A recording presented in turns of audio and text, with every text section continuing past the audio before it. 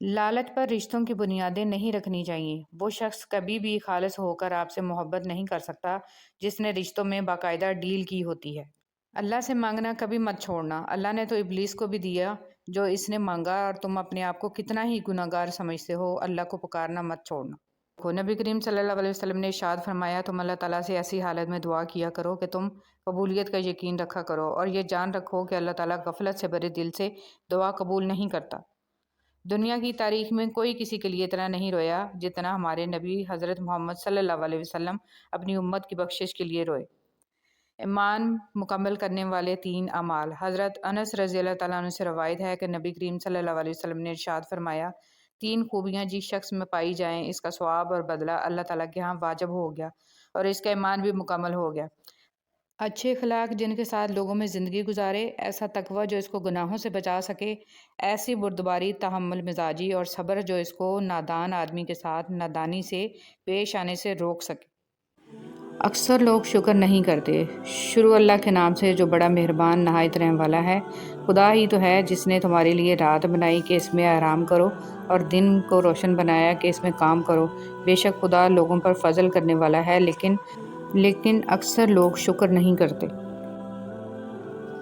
اللہ کو بتایا کریں، اپنے دل کی کیفیت اس سے بتایا کریں کہ آپ کیا محسوس کر رہے ہیں، کتنی تکلیف میں ہیں۔ آپ یقین کریں وہ بہت پیار سے سنے گا۔ اس کے سامنے رو لینے سے ہی آپ کے دل میں سکون اترے گا۔ بے شک وہ دلوں کا امراض ہے۔ نبی کریم صلی اللہ علیہ وسلم نے فرمایا، سود کا 1 درہم جانتے بوجھتے کھانا 36 مرتبہ زنا کرنے سے بدتر ہے۔ فرمان مصطفیٰ صلی اللہ علیہ وسلم، جو اپنے والدین کے ساتھ اچھا برتاؤ کرتا ہے اس کے لیے خوشخبری ہے کہ اللہ پاک اس کی عمر میں اضافہ کر دیتا ہے۔ نبی کریم صلی اللہ علیہ وسلم نے فرمایا، جو شخص اپنی زبان کو روکے رکھتا ہے اللہ اس کے عیبوں کو چھپا لیتا ہے۔ رسول صلی اللہ علیہ وسلم کی نصیحتیں۔ معاذ بن جبل رضی اللہ تعالیٰ عنہ سے مروی ہے کہ رسول صلی اللہ علیہ وسلم نے فرمایا، انہیں کسی قوم کی طرف بھیجا تو انہوں نے کہا، اے اللہ کے رسول مجھے نصیحت کیجیے۔ آپ صلی اللہ علیہ وسلم نے فرمایا، سلام کو عام کرو اور کھانا کھلاؤ، اور اللہ سے اس طرح حیا کرو جس طرح تم اپنے گھر کے کسی فرد سے حیا کرتے ہو، اور جب گناہ کرو تو اس کے بعد نیکی کرو، اور جتنا ہو سکے اپنا اخلاق اچھا کرو۔ اللہ کے خاص بندے۔ رسول صلی اللہ علیہ وسلم نے فرمایا، لوگوں میں سے کچھ افراد اللہ والے ہوتے ہیں۔ صحابہ کرام رضی اللہ تعالیٰ عنہ نے عرض کیا، اے اللہ کے رسول صلی اللہ علیہ وسلم وہ کون لوگ ہیں؟ فرمایا، قرآن والے۔ وہی اللہ والے ہیں اور وہی اس کے خاص بندے ہیں۔ رسول صلی اللہ علیہ وسلم کا غسل۔ حضرت عائشہ رضی اللہ تعالیٰ عنہ روایت کرتی ہیں کہ نبی کریم صلی اللہ علیہ وسلم جب غسل فرماتے تو آپ صلی اللہ علیہ وسلم پہلے اپنے دونوں ہاتھ دھوتے، پھر اسی طرح وضو کرتے جیسے نماز کے لیے آپ صلی اللہ علیہ وسلم وضو کیا کرتے تھے۔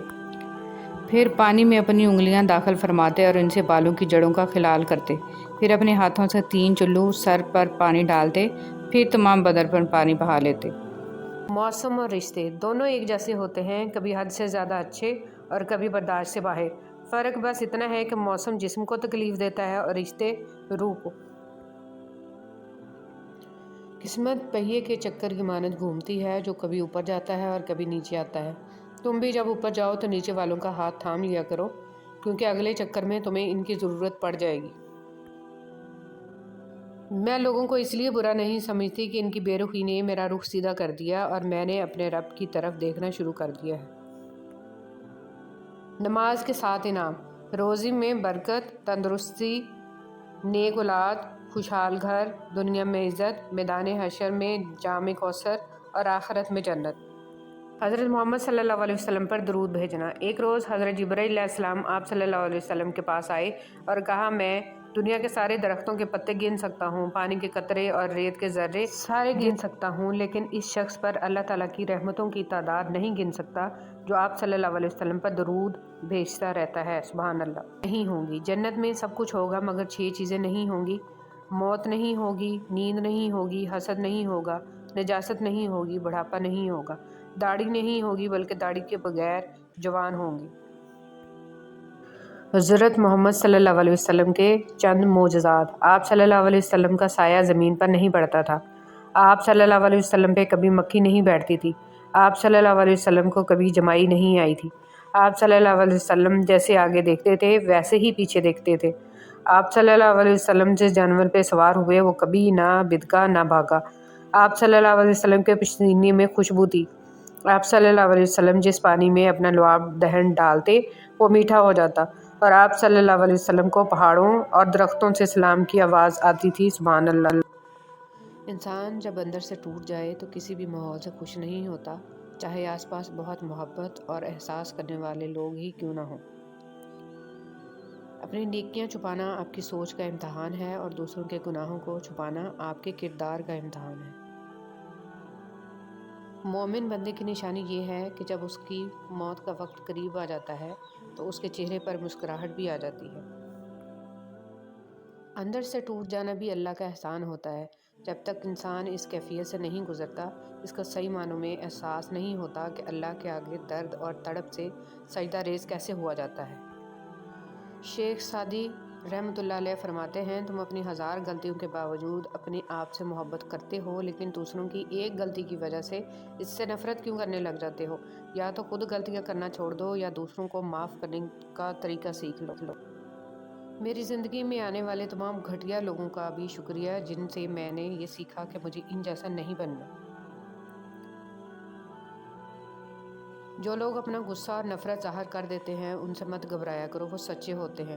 خود کو ان لوگوں سے بچاؤ جو اپنے احساسات اپنے تک رکھتے ہیں۔ اکثر ایسے لوگ ہی ہمیں نقصان پہنچا رہے ہوتے ہیں اور ہمیں پتہ ہی نہیں ہوتا۔ وقت اور عبادت، ہر چیز اپنے وقت پر ہی اچھی لگتی ہے۔ نیکی کمانے کا وقت جوانی ہے۔ افسوسناک بات ہے کہ ہم نیکی اس وقت کرتے ہیں جب برائی کے قابل نہیں رہتے۔ جو رشتے تمہیں تکلیف دیں ان سے دوری اختیار کر لو، وہ خود لوٹ آئیں گے، مگر اس وقت جب تمہارے دل سے اتر چکے ہوں گے، کیونکہ وہ تمہاری قدر سے نہیں پچھتاوے سے لوٹتے ہیں۔ جس کی دی ہوئی تکلیف سے تم آج رو رہے ہو وہ کل تمہیں پچھتاوے میں روئے گا۔ مکافات عمل۔ رسول اللہ صلی اللہ علیہ وسلم نے فرمایا، مومن نہ طعنہ دیتا ہے، نہ لعنت کرتا ہے، نہ بری بات کرتا ہے، اور نہ ہی بے حیا ہوتا ہے۔ ایک حد کے بعد انسان سب کچھ چھوڑ دیتا ہے، روٹھنا منانا، شکایت کرنا، گلے شکوے، اور پھر دل ایسے ہو جاتا ہے کہ کوئی بات کرے تو بھی ٹھیک، نہ کرے تو بھی ٹھیک۔